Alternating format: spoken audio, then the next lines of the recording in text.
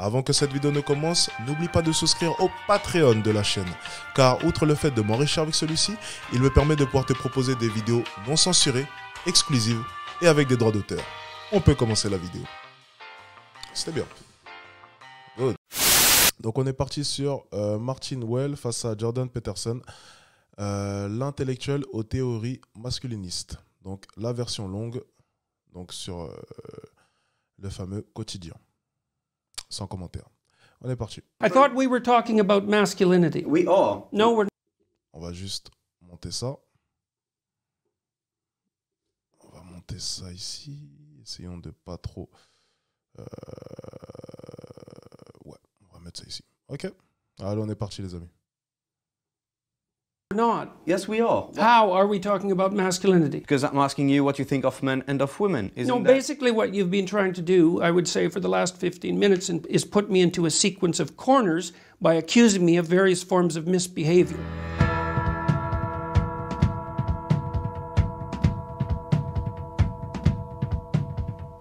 Il est lancé, hein. Eh bien. According to you, what is a real man, or what should he be? You should want the best for people, for you, for your family, and for the community. Courage is a good thing.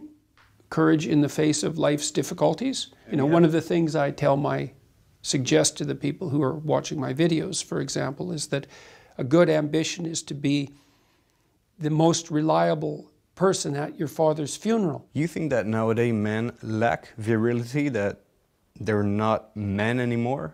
No, I think that you could make a case that they are punished for those virtues and so are less likely to feel confident in their expression or development. You feel that society nowadays tells men that it's not okay to be ambitious? I think it's definitely the case that happens.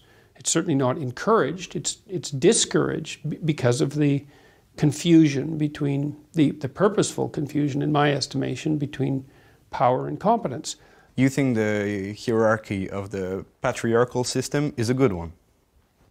Well, first of all, I'm not convinced that the theory that what we have is a patriarchal hierarchy is correct to begin with. I don't think that way because I don't understand precisely what that means. Does that mean that women had no role in shaping our society? It's only been the last 10 years that people have made the presumption that it's self-evident that what we live in is a patriarchy. What women haven't contributed? Is this the point we're making? Is that women haven't contributed to our society? They just weren't there until what, 1965? And all of a sudden they took their place. All the women before that weren't doing anything at all. It was all patriarchy. You don't feel that globally men have the better end of the stick? No. Well, no, I don't believe that globally men have the better end of the stick. Like what? I don't understand why people would even begin to conceptualize the world that way. Better in what way? Roles of power in businesses, politically, men pretty much rule the world, no? Peut-être parce qu'ils sont partis chercher ce pouvoir et ce contrôle, déjà dans un premier temps. Well, what about in warfare? What about in dangerous jobs? Who gets killed in war? Who fights in war? Men. You have women who are soldiers in the army nowadays. Yeah. It's opening more and more. Yeah. Well, no, we're not going to go down that. Is a woman soldier not as good as a man soldier? I don't know whether a woman soldier is as good as a man soldier. I know that in most armed forces, women aren't placed in high combat frontline positions. Who is responsible for this, the demasculization of the society? Feminist groups have a fair bit to do with it, and the radical left types that insist that what we live in is a patriarchal tyranny. What is the issue with feminists nowadays? They think that the idea that our culture is a tyrannical patriarchy is an axiomatic truth. Well, I think that's complete nonsense. The insistence that sex, gender identity, and gender expression are social constructions, the insistence upon that, the insistence that if there are any differences in outcome, that's a consequence of oppression. That's what's up with them. All of that's complete bloody nonsense. You have the feeling that...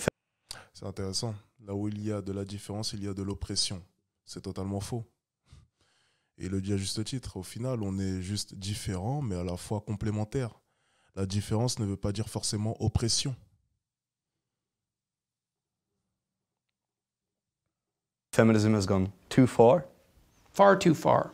But it's the leftist it's not so much feminism, it's really the ideology that characterizes the radical left. Feminism is part of that. Even though there are still huge inequalities. What inequalities are we talking about precisely? Talking about wages, access the to wage positions gap of has power. nothing to do. The wage gap has nothing to do with prejudice, or virtually nothing to do with it. Single men and women in their 20s. In fact, there's a wage advantage for single women in their 20s. So if there's any gap at all with regards to wages, it's a gap between people and mothers. Most of the data in all of the countries, come up to that conclusion that a woman who has the same position as a man. Women and men who do the same job, the women end up getting paid less? Yes. And you control for everything else? No, sorry, the data's wrong. There's at least 16 reasons why men get paid more than women. Men work longer hours. If you work 10% longer hours, you make 40% more money. Okay, men work in more dangerous positions. So there's a wage advantage for working in more dangerous positions. Men are more likely to move as a consequence of being required to by their job.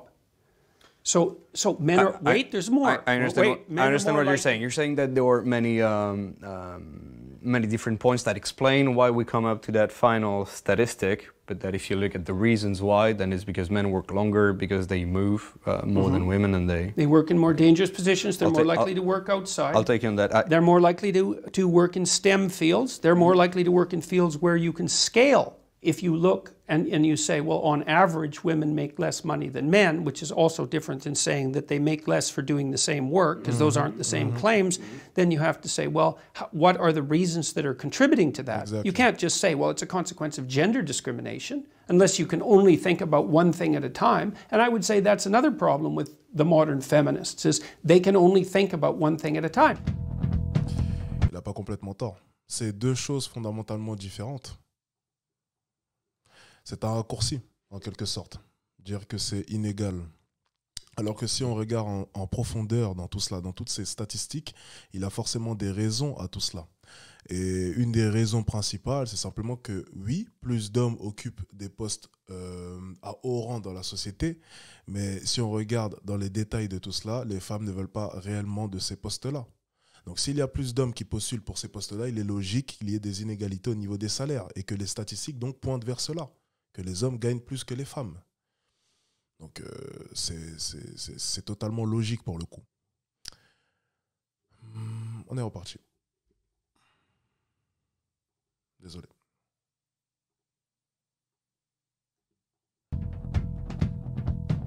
You said in an interview that to stop harassment in the workplace, a good start would be women stopping wearing lipstick. No, I didn't say that. My question is, you were talking about sexual harassment in the workplace. Yeah. And you said that one of the issues maybe was women wearing lipstick, because why do they do that? It's to create sexual arousal. It wasn't an issue with regards to enticement to sexual harassment. It was an issue to what are the rules governing male and female behavior in the workplace. And if makeup is a sexual signal, then why should it be acceptable in the workplace? Well, what the hell do you think makeup is for? Why do women wear red lipstick? Just out of... Ça, c'est... Alors, je vais pas être d'accord avec tout ce qu'il vient de dire. Par contre, je vais être d'accord avec une chose. C'est que c'est hypocrite de dire qu'on se maquille pour nous, ou bien on met un décolleté pour nous, on met une mini-jupe pour nous. Parce qu'au quotidien, je ne pense pas que... Enfin, comment dire, vous voyez, vous comprenez? Vous ne voyez pas une représentation de vous en face de vous. Non. Vous ne voyez le monde qu'à travers vos yeux. Vous ne voyez pas votre décolleté, vous ne voyez pas votre mini-jupe, vous ne voyez pas votre maquillage. Non. Forcément, tout ce que vous allez porter, tout ce que vous allez afficher, c'est pour le regard des autres. Et à travers le regard des autres, vous allez chercher une certaine satisfaction, une certaine validation. Et le point qu'il essaye de souligner, c'est que le maquillage est, quoi qu'il arrive, quelque chose qui est censé stimuler les gens qui vont vous entourer. Vous allez vous sentir beaucoup plus séduisante. C'est en quelque sorte, excusez-moi, une forme de séduction. Donc, c'est pas complètement dénué de sens ce qu'il dit. Of curiosity. Why do they rouge their cheeks? Because Why they red? want to feel beautiful? Look, I mean, the ideas that I'm putting forward here with regards to makeup aren't contentious. This has been studied. We know perfectly well what sexual signaling does, why people wear makeup, why women wear makeup. When you say this kind of thing. Son discours est vraiment extrémiste hein, pour le coup. Hein. Maintenant, oui, je pense que les études iront quand même dans son sens, qui est que les raisons du maquillage, je pense qu'on les connaît tous, c'est de la séduction pure et dure. Maintenant, on ne peut pas aussi nier le fait que se maquiller permet aux femmes peut-être de se sentir mieux en quelque sorte. Donc, voilà, je trouve qu'il est un peu extrémiste là pour le coup. Il va peut-être un peu trop loin dans ses propos. Je trouve qu'il devrait un peu plus nuancer. Là, ça frôle un peu l'extrême. Là, c'est un peu trop pour le coup. C'est un peu trop. Un peu too much. A woman may think that, oh, then I might be responsible for what this guy at the office said to me because, yeah, I was wearing makeup. So then I'm the one to be blamed. That wasn't the point I was making. No, but do you understand that for a woman watching this and who is a victim of sexual harassment in the workplace, I don't care about that. You don't care about what she may feel after she hears you? No, I don't care. I really don't care particularly what people feel about facts. What are the rules exactly governing the behavior of men and women in the workplace? NBC, no hugging. Okay, that's a rule now. Okay, how about no sexual displays in the workplace? None. How about that for a rule? Now, I'm not saying that that's a rule that we should adopt, but I am saying that if we're going to have a culture-wide conversation about the difficulties of men and women working together, then we better bloody well make sure that we get the rules straight. Ok, donc si j'écoute en détail son discours, il dit donc que le maquillage est un signal d'appel sexuel, donc un signal sexuel. C'est intéressant, mais c'est pas vraiment, c'est pas le cas, c'est pas tout le temps le cas. Ce qu'il n'a pas compris, et je pense qu'il faut peut-être qu'il se mette à la page, c'est que, je vais être super insolent, mais je vais quand même le dire, c'est que de nos jours, la confiance de certaines femmes, et de la plupart des femmes, repose sur du make-up. La confiance de la plupart des femmes qui prétendent avoir confiance en elles, en réalité, cette confiance se base sur une boutique Sephora. Elle se base sur leur tissage, elle se base sur leur faux cils, elle se base sur leur rouge à lèvres, elle se base sur leur contouring, elle se base sur leur... Enfin, je suis désolé, ça fait peut-être mal à entendre, mais la plupart des femmes de nos jours, toute leur confiance se base sur du make-up, sur une boutique Sephora. Faux cheveux, faux cils, et j'en passe. Soutif rembourré, culotte rembourrée, et tout y passe. Alors, soyons tout à fait honnêtes. Si on enlevait du jour au lendemain le maquillage à la plupart des femmes, leur confiance serait au plus bas. Donc, signal sexuel, oui, ça peut être un signal sexuel, et c'est même souvent le cas, mais c'est surtout une manière pour elles d'avoir confiance en elles et de masquer leurs imperfections. Voilà, je voulais juste souligner ça. Now, when the Maoists took over China, they had men and women wear the same uniform. No makeup, same haircuts. Why? To eliminate all of that. I didn't say that if a woman wears makeup, that's any excuse for a man to harass her. I just said that if she's wearing makeup, that's sexual signaling. And that is what it is. Voilà, bon, là, en plus de ça, il est catégorique, hein, vraiment, dans ce qu'il dit. Voilà, il fallait quand même un peu nuancer. Moi, j'aime bien hein, lorsqu'une personne, tu sais, est catégorique et va dans une direction. Mais là, en l'occurrence, il est totalement dans le faux. Il suffit juste de réfléchir un peu et de voir à quel point est-ce que les femmes de nos jours sont de plus en plus complexées dû à l'apparition des réseaux sociaux et des modèles Instagram, des stéréotypes, et voir à quel point est-ce qu'elles essaient de ressembler à d'autres femmes pour comprendre à quel point est-ce que le maquillage, au final de nos jours, c'est plus une manière de créer une confiance en soi, au final biaisée. Tant elle n'est pas forcément ancrée, elle n'est pas forcément réelle au final. C'est une fausse confiance en soi. Okay, c'est d'ailleurs pour ça que lorsque je fais mes lives, généralement aux alentours de 3h du matin, pratiquement aucune femme ne veut montrer sa tête. Une grosse preuve de manque de confiance en soi. Ne pas s'assumer sans make-up. C'est-à-dire qu'en fait, entre minuit et 7h, leur visage apparemment ne fonctionne plus. Ce n'est plus possible. Elles deviennent donc des... Non, c'est des fantômes. Donc, je pense que déjà, rien que de par cette expérience-là que j'ai eue avec mes lives, vous voyez, j'ai pu me creuser l'esprit et j'ai pu voir à quel point est-ce que le make-up, pour certaines, c'était vraiment le pilier de leur confiance en elles. Sincèrement. On peut continuer. Of it is that, in a way, it puts the blame on women and it gives the guys a free pass. Well, you can interpret it that way if you want, but that isn't how I see it. And that's also not what I'm implying. And I think that it's appalling that women are treated badly in the workplace by like unsophisticated men who have no idea how to govern their impulses.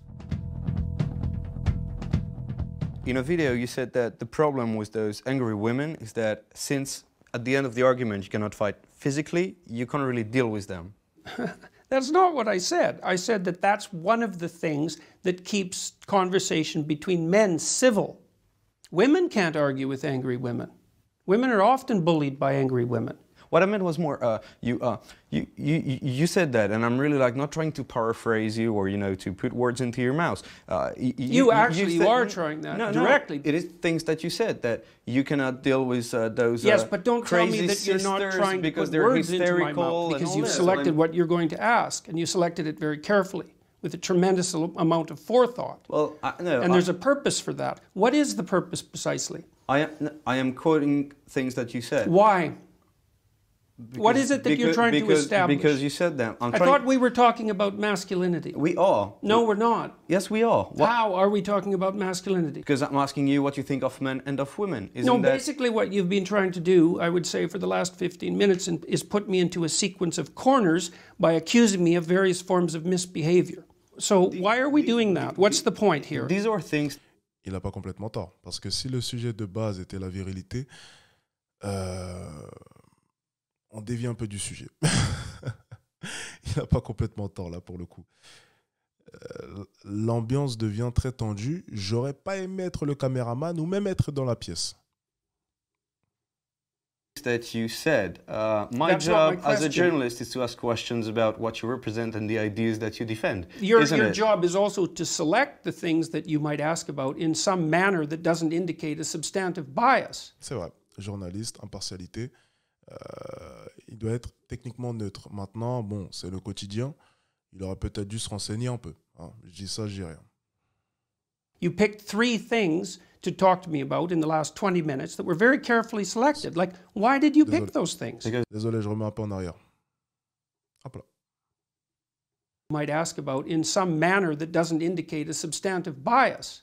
You picked 3 things to talk to me about in the last 20 minutes that were very carefully selected. Like, why did you pick those things? Because this is my job. No, not necessarily. You could be asking me, for example, why I've spoken to 250,000 people live in the last 8 months. That might be more newsworthy. Well, we're not going to have a big debate about journalism, but if a journalist doesn't ask the tough questions, how can you give the good answers? But it depends on what the tough questions are. It depends on I didn't think that they would be tough. We're talking about things that you said. I mean, if it's easier to have conversations. Pour le coup, là, je vais rejoindre quand même le journaliste. On devrait normalement être en mesure de pouvoir justifier chacune de nos phrases sans être gêné. Maintenant, je peux comprendre que ça le dérange, que l'on puisse dévier du sujet et d'avoir l'impression, entre guillemets, que le journaliste l'a piégé en sortant comme ça des citations. Mais malheureusement, le monde n'est pas tout beau, le monde n'est pas tout rose. Et comme je l'ai répété dans un ancien live, ça fait bel et bien très longtemps que les journalistes ont gardé ce côté impartial. Ça n'existe plus. Et je pense que Jordan Peterson est au courant. Donc je ne vois même pas pourquoi est-ce qu'il est surpris. Il devrait plutôt se contenter de gérer cela en déconstruisant petit à petit tout le plan que le journaliste a mis en place. Mais s'il s'attendait simplement à une promenade de santé, ben, il s'est trompé. Si c'est pour revoir une interview similaire, vous savez, à l'interview de l'influenceuse et de fusil à pompe, dégradé fusil à pompe, ça n'a aucun intérêt. Nous, on ne s'amuse pas, les spectateurs ne s'amusent pas, il n'y a aucune contradiction, ça ne sert à rien. Je préfère amplement voir un débat où le journaliste va essayer de remettre en question mon idéologie, essayer de creuser un peu plus, qu'un débat où le journaliste fait simplement que suivre le cours de la discussion avec moi en allant tout le temps dans mon sens. Voilà, ça c'est mon avis. Between men. Attends, pour ce qui est du hors contexte, je peux comprendre. Mais c'est bel et bien le terrain où il voulait l'emmener, quoi qu'il arrive. S'il s'attendait vraiment à parler que de la virilité, tu sais, sans rentrer dans les détails et dans ses propos, je trouve quand même un peu naïf. Hein. Because there is this underlying threat, you know, of a physical contact. I don't think it's easier. It tends to be somewhat more civil. So, fighting is... Ouais, ça se tient, mais il essaye sûrement de le déstabiliser. Ça se tient. Et pour le coup, il y arrive assez facilement.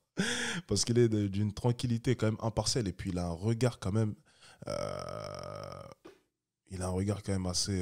assez impressionnant. Le journaliste est clairement en PLS, hein, on peut le dire. Hein. C'est flagrant. Il y a quand même une différence de niveau, ne serait-ce que... Ben, vous voyez, ça tombe bien parce que le sujet de cette interview, c'était la virilité. Ben là, on a un exemple très clair de ce qu'est la virilité. Voilà. Donc là, pour le coup, ouais, exactement. On a Soft Boy à gauche et on a Virilman à droite. Donc là, c'est flagrant pour le coup. Is the ultimate way of resolving the conflict? It's a good question.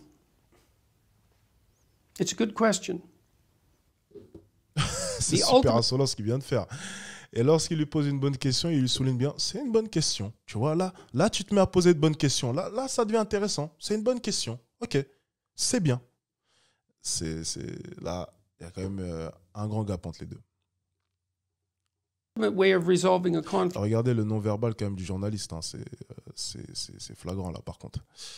Là, on peut clairement voir un non-verbal qui en dit long.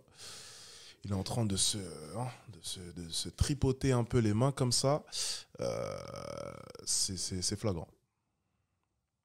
Conflict is to negotiate for peace, if you can manage it. But if you can't negotiate for peace, then what are the alternatives?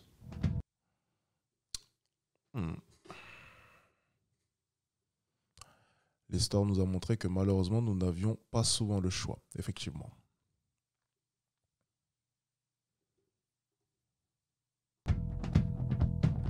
How do you explain so many men, so many young men follow you, listen to you? Because they need encouragement. And they need a reason for growing up. And I encourage them and give them a reason to grow up. What are you? It's better to grow up than to stay immature. Are you a father figure? Sometimes.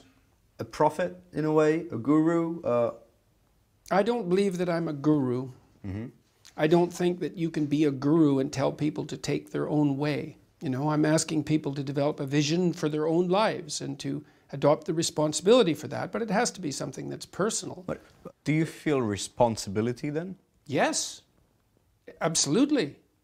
Fundamentally, this is supposed to be helpful to people. What if I told you that you're playing on young men's distress to make all that money? That accusation has been leveled at me before. I don't know how I'm playing on their distress, exploiting it or helping it. The fact Look, is, I've said right from the beginning that I'm an evil capitalist. I don't make any bones about it. I'm not ashamed of making money. It's very hard to make money. Can I ask you bluntly how much you make? I make $80,000 a month on Patreon. Oh! Les gars, bon, allez sur mon Patreon là. Là, pour le coup, je suis très loin de ces comptes. Les gars, il me faut un montant comme ça sur Patreon. Donc, allez, filez sur le Patreon. 80,000. Damn. A lot of money. Excellent. Félicitations, mec. Un compagnon de Patreon. Fais-moi un petit virement, s'il te plaît, là. Ça m'aiderait bien. Allez, un peu de sérieux, on reprend. My book is selling about 20,000 copies a week. Oh. I have royalties that probably amount to something approximating $1.50 on each of those. The tours garner about $35,000 to $50,000 an evening. I have a business that's generating, I don't know, something in the neighborhood of $200,000 a month for me personally. There's some other smaller sources of income than that. Then you are making a lot of money. Yes. Out of this. I certainly am. And so are a lot of other people.